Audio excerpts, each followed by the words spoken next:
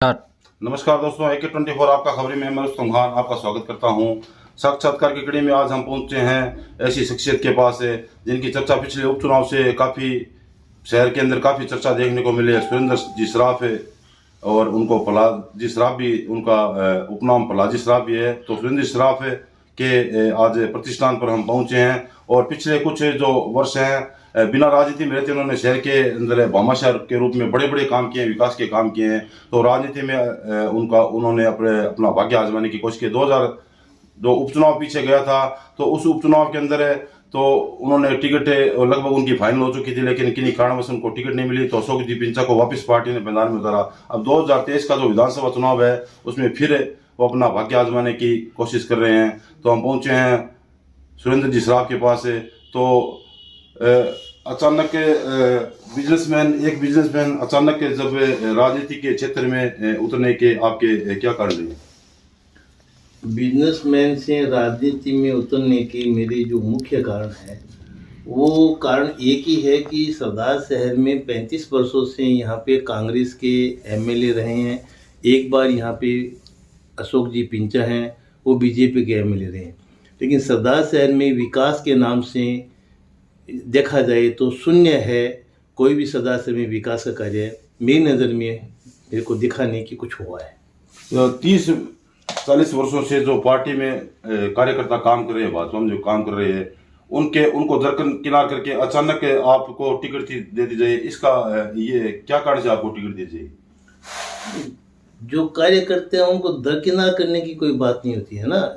अगर उच्च स्तर पे हाईकमान ये समझता है कि अभी तक यहाँ पे बीजेपी की टिकट जीत नहीं पाए हैं तो कोई ऐसे ही प्रत्याशी को चुनाव में उतारा जाए जो कि भाजपा की टिकट को जिता सके, वही मेन कारण होगा। और उसमें क्या कारण हो सकता है मेरे को कुछ नज़र नहीं आ रहा है कि उनकी कोई उपेक्षा की जा रही है। ये राजनीति में परिवर्तन तो चलता ही रहता है। ये जो कार्यकर्ता है तो पीछे भी जैसे कार्यकर्ताओं का विरोध सामने आया था, तो आपको ऐसा नहीं लगता कि जो पार्टी के जो बूथ स्तर के कार्यकर्ता हैं वो मेहनत करते हैं, जब आपको अचानक टिकट दे? वैसे कांग्रेस जैसे विपक्ष है, जो भाजपा का विपक्ष है, वो लगातार भाजपा को बदनाम करता है कि भाजपा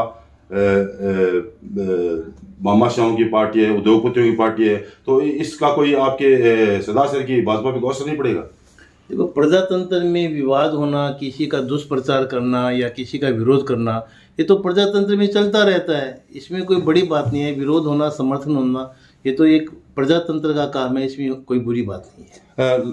सरदार शहर में जो विकास की आप स्थिति बता रहे हैं, आप विकास की स्थिति जो कमजोर रही है, तो आप विधायक अगर बन जाते हैं तो कौन सा बड़ा काम है जो आपके द्वारा किया जाएगा? सरदार शहर में विकास का बहुत से काम हैं। जहाँ यहाँ सरदार शहर में पानी की मेन समस्या है वो अभी तक यहाँ पे सुलझी नहीं है। तो मेरे मन में ये एक लगन है कि क्यों न इस समस्या को सुलझाया जाए। पहले जितने भी अपने यहाँ विधायक मुद्दे रहे हैं, सब ने हर चुनाव में वादे करते हैं कि पानी की समस्या को ख़त्म कर दिया जाएगा। सरदार शहर में आज सब्जी मंडी में जाके देखें, जो सब्जी फिरोश गाड़ियाँ लगाते हैं उनकी क्या दुर्दशा है। वहाँ कोई आ नहीं सकता, जा नहीं सकता, यूं की त्यों वो समस्या नहीं। वर्तमान में तो नगर पालिका आने के बाद उस समस्या कुछ हल हुआ है। हाँ, जो गली में जो कीचड़ वगैरह की समस्या है वो तो जरूर है, लेकिन आपको नहीं लगता इस पीछे 1-1.5 वर्ष में नगर पालिका में अच्छा काम हुआ है? नहीं, मेरे को कुछ भी नहीं लगता है कि नगर पालिका में वो पानी की समस्या का हल किया है।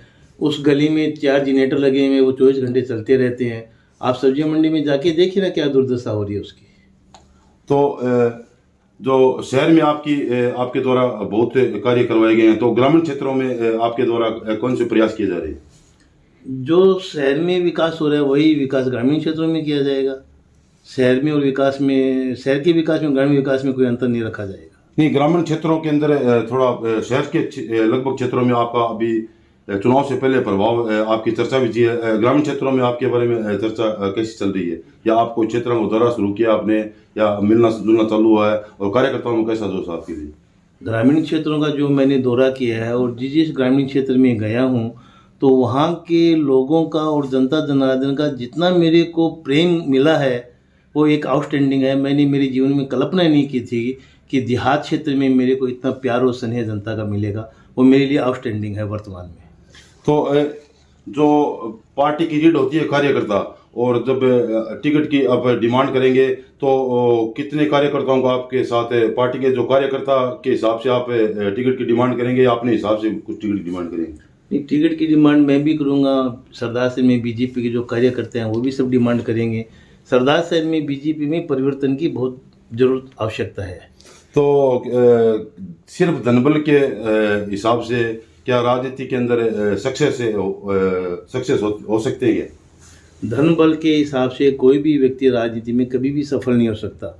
अगर कोई सोचता है कि मैं धन बल से सफल हो जाऊंगा तो मेरी समझ से उसका सोचना निराधार गलत है। राजनीति